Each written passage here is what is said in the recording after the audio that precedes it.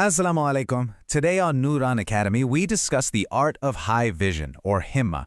If you benefit, please support by subscribing and sharing as a sadaqah. Sound familiar? How many of us have heard these voices or maybe even said them to ourselves? They come from all over, our culture, maybe even our families, and for sure from that little whisper of self-doubt inside. They all tell us the same thing.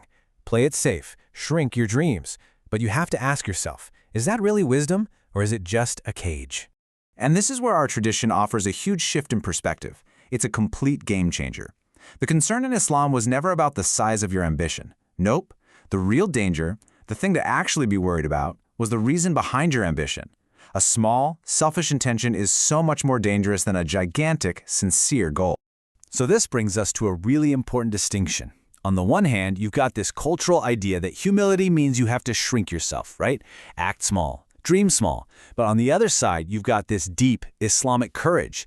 And it teaches us that humility has nothing to do with how big your goal is. It has everything to do with the purity of your heart. Let's be really clear about this. Deciding not to build something amazing, or not to seek knowledge, or not to lead your community towards good, that isn't humility. True humility is when you aim for the absolute highest peaks, but you do it with an intention that is 100% for the sake of Allah subhanahu wa ta'ala, totally free from ego or wanting praise from people. Okay, so what is this powerful idea, this blend of high vision and a clean heart? Let's give it its proper name and define it. This is Himmah. It's that drive deep in your soul that pulls you towards excellence, that makes you want to leave behind a real legacy of benefit. It's about achieving the very best in this life, all for the sake of the next. So yeah, it's ambition, but it's an ambition that's been purified by its ultimate goal, pleasing the Creator. So what does Himmah actually look like? Well, you can break it down into three parts. First, it's about having a huge vision, something way beyond where you are now, but with zero pride.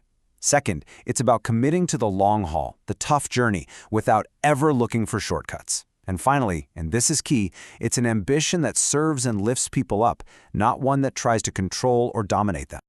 And if you boil it all down, this is the heart of it. A person of Himmah wants to learn more, earn more, and have more influence.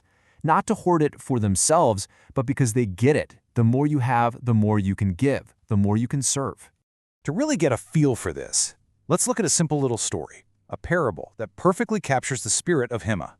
So I want you to imagine two birds, born in the very same nest. Both of them are given the exact same amazing gift from Allah subhanahu wa ta'ala, a perfect pair of wings, designed to soar. The first bird, it looks down, and it gets terrified by the height. So it decides, nope, not for me.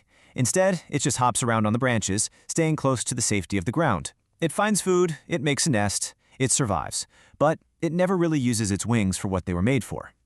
But the second bird, it looks up, it feels the wind under its wings, and it trusts the power it was given. It takes a leap of faith, pushes off, and discovers what it feels like to truly fly. This bird doesn't just survive, it thrives, it soars, and it ends up leading the others. You see, both birds had the exact same wings, the same potential. The only difference between them was their Himmah. And that's us. We've all been given wings, our talents, our intellect, our time. Himmah is simply making the choice to trust that gift and use it to its fullest. So this is a beautiful idea, right? But how does this inner state of Himmah actually translate into our actions and our character? Let's take a look. Building Himmah is a process. It happens in stages. It all starts with a vision that pulls you way out of your comfort zone. Then, that vision gives you the courage you need to just start. And when the journey gets tough, Himmah is the fuel that keeps you going, that builds consistency. And all of this leads to a kind of leadership that's all about service, not ego. This is such a profound point. Think about it. Chasing small, easy goals can definitely fill up your calendar and make you feel productive. But chasing a huge, worthy, noble goal, one that's meant to benefit the entire community, for the pleasure of Allah subhanahu wa ta'ala, that kind of goal does more than just keep you busy. It forces you to grow. It makes you responsible. You know, the world usually tells us to become great so that people will admire us.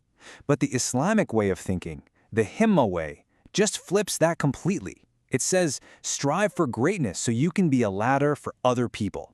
Your strength becomes their support. Your knowledge becomes their guiding light. And this is the beautiful paradox of Himmah. The very moment your own personal ambition bows down in submission to Allah subhanahu wa ta'ala, it's finally freed from the chains of the ego, and only then can it truly rise up to serve humanity and become a real force for good in the world.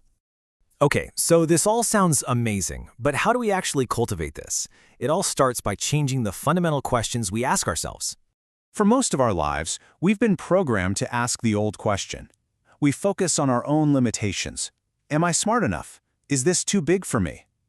I'm inviting you today to start asking the new question, the question of Himmah.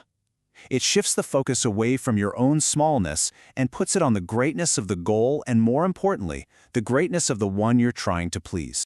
And let this final thought be an anchor for you. Because one day you will stand before Allah subhanahu wa ta'ala, and you're going to be asked about what you were given. The question won't just be about what you did, but what you aimed to do. Not just how far you walked, but how high you aimed with the unique potential He blessed you with. So really, it all comes down to this. Aim for the stars in everything you do, for this life and the next. But let your heart stay humbly on the ground, in prostration to the Lord of all worlds. That, right there, is the art of Himmah. Presented and created by Near In Studio.